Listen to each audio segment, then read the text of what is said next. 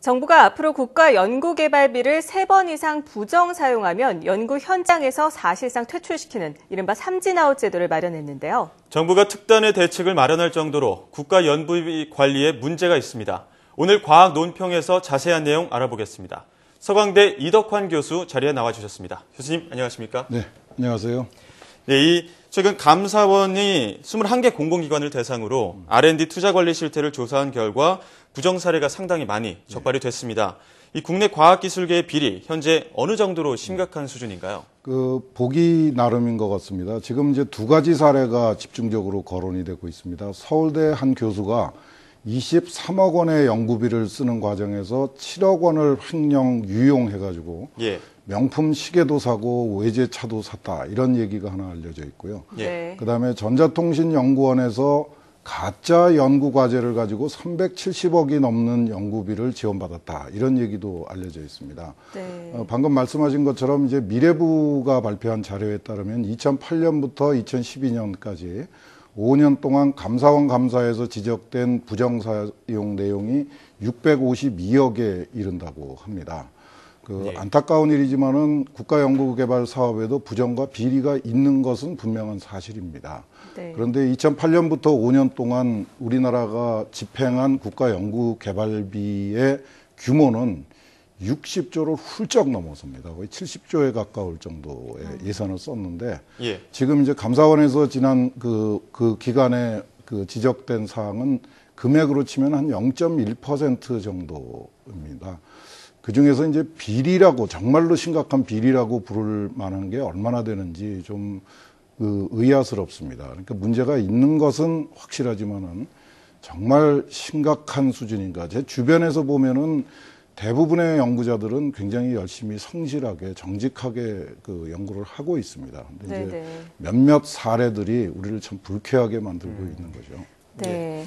사실 연구비 집행에 관한 철저한 관리와 삼진아웃제를 시행하겠다고 하는데 과연 효과가 있을까요? 이게 이제 좀 걱정스럽습니다. 연구비 사용을 철저하게 관리해야 된다는 주장에는 아무도 이의를 제기하지 않습니다. 근데 이제 이게 정부가 나설 일이냐 이게 이제 문제입니다. 과거에도 이런 선례가 있었습니다. 근데 그동안의 경험을 보면은 정부가 직접 나서서 시시콜콜 간섭을 하다 보면은 과제는 많고 다양하게 연구가 진행되고 있는데 이 정부 차원에서 관리를 하게 되면 비효율이 발생을 하게 되죠. 규제가 생기게 됩니다. 그래서 여러 가지 지난 한 3, 40년 동안 우리가 시도를 많이 해왔는데 그동안의 경험으로 우리가 느낀 거는 이런 겁니다. 연구비 사용을 직접 정부가 관리하는 대신에 연구 수행기관한테 책임을 넘겨주고 거기서 문제가 발생하면 연구 수행기관을 아주 엄중하게 문책하는 그런 방법이 훨씬 더 효율적이라는 경험을 저희가 가지고 있습니다. 이걸 좀 잊지 말았으면 좋겠고요. 삼진아웃 제도는 이제 좀 선정적입니다. 저는 이렇게 주장하고 싶어요. 삼진아웃 필요 없다. 이거 무슨 보행 도로교통법 위반하는 것도 아니고 한 번이면 충분히 퇴출감이 됩니다. 이 성실하게 연구하는 사람들은 실수로 연구비를 유용하지 않습니다. 이건 의도가 담긴 좀 도덕적으로 문제가 있는 연구자들한테 나타나는 증상이기 때문에 여기에 대해서는 정말로 일벌백계 가혹하다고 할 정도로 심하게 문책을 하는 게 옳습니다. 3번이나 할 정도로 봐줄 필요가 없다는 전혀 거죠? 없습니다.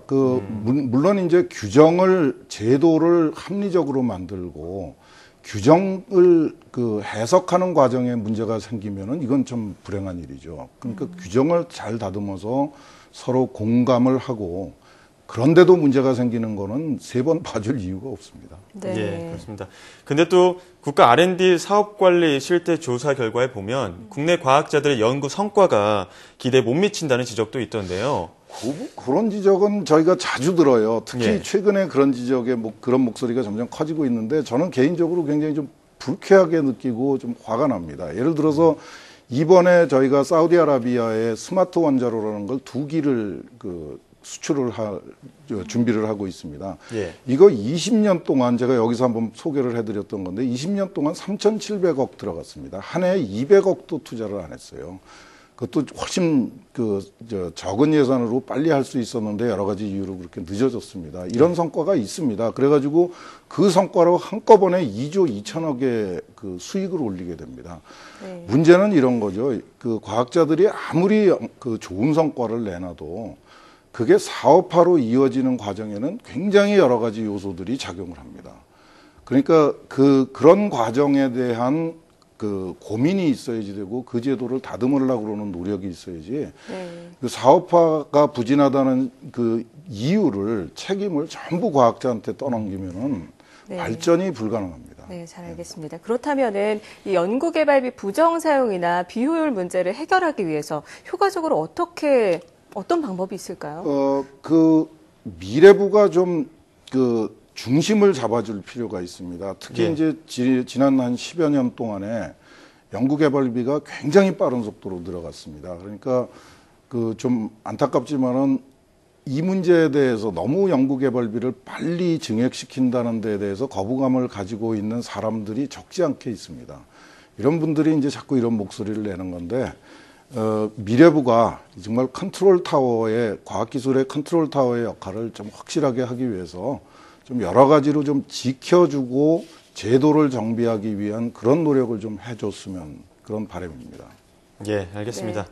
우리나라 과학기술계의 발전 가능성과 신뢰도를 무너뜨리는 이 비리와 비효율 문제 확실하게 뿌리 뽑을 수 있는 대책이 신속하게 마련됐으면 좋겠습니다.